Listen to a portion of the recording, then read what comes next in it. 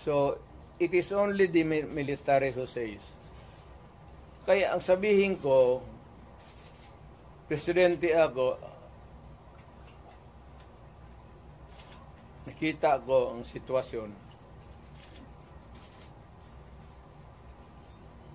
Kung gano'n rin ang presidente na in face of so many errors there, nagtupak-tupak na ng hanggang nagkaroon ng breakage, fractured governance. It is only the military who can correct it. Are you saying a military junta can answer? No. Sinabi ko sa lahat yan, magtanong ka ng sundalo niya, mga opisyal dyan. Sinabi nang magunta ka. Sinabi ko lang, it is only the military who can correct it. Now, to answer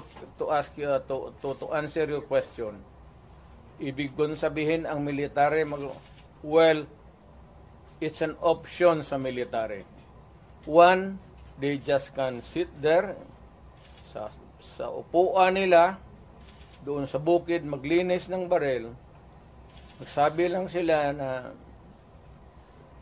we are not anymore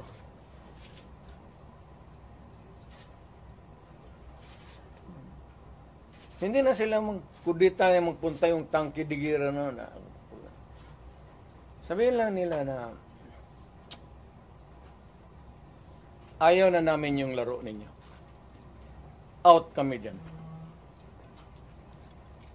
Kasi kung walang military, yung laro nila, wala na. What do you mean out, Mayor? Getting out means... I don't know. Basta hindi yan kudita, hindi yan ano. Basta sabi lang military. You are oppressing people and you are spending our money like water. Pati kami in the coming days, mawawalaan kami ng aming retirement, magalaw. Hindi kami sasali sa inyo. Silent protest.